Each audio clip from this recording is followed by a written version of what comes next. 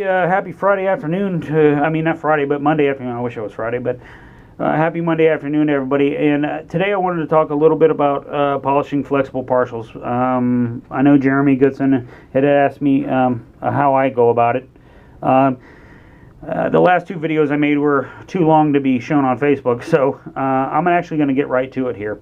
You guys can see the burrs that I use. I recommend this burr for your, pre-stage. Most of this is industry standard, the Axis, that's what I use. I use these two for fitting the partial inside the clasp. I use the a worn down Scotch-Brite, which I think is probably best. I like to use a new medium Scotch-Brite and go in a circular motion. Most of your Scotch-Brites you go in a pulling motion, but when you get to, you do that with the first one. The second one you do the circular motion, and I like to do that as well with the fine. I got some for shaping clasp and teeth, and this works great for shaping denture teeth as well. So if anybody didn't know that, hey, works great. Works great for flippers, in those tight areas, we get with partials. I also sometimes like to take a frayed Scotch-Brite, as you can see here. It's not real. Sorry about my camera there. Let's see if I got one on my bench here that I use. I use this little rascal sometimes like this. It helps get off some of the fuzzies internally. I use the Habros as well to go in there. You can see I got the blue. I got the blue and the red. Experiment whatever works for you. These work great as taking off fuzzies, but most people, I'll tell you right now, I use the PX 40 glue to seal my partials from Harvest. It works great. I highly recommend to seal the inside of these flexible parts to get a nice smooth finish. I wouldn't put it on there too thick. I just put it nice and uniformly on there, and you'll get a great result. But I wanted to get to the meat of the matter here as far as polishing. I use the flannel. These are from Graba. These Finex ones here. These are great as far as polishing. And I actually use 50 micron aluminous oxide. And everybody goes, why? Because it's a coarse fine. It really takes off what you need, and it takes off fuzzies. And it gives you that nice uniform polish, I'd like to call it. I do this, go in all quadrants, it's actually a two-stage process.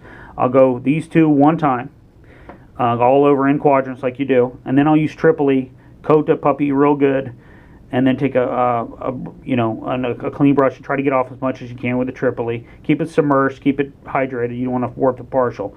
But then secondly, I'll go after the Tripoli. Everybody says, why won't you go to high shine? Well, no, you can't, because there's still scratches there, and everybody has that experience knows.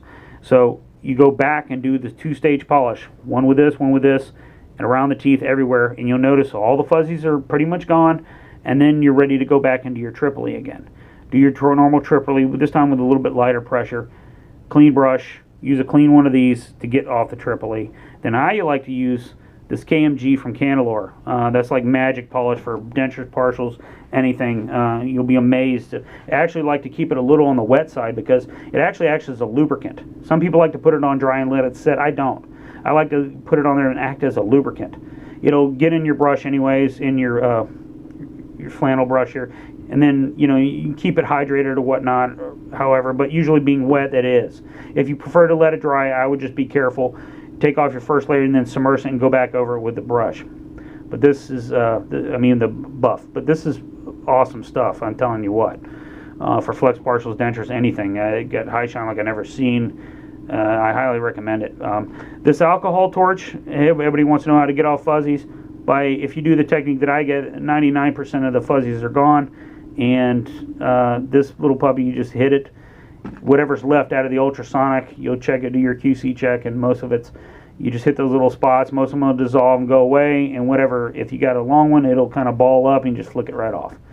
Everybody wants to save time, and I figure this has some weight and value to it. Because everybody wants to go home and spend time with their families, and for me this has cut my time in half as far as what it used to be, the extensive polishing.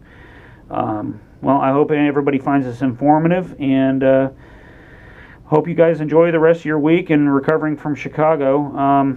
Everybody take care, and if you have any questions, just get at me on Facebook, and everybody have a good week. Talk to you later. Bye.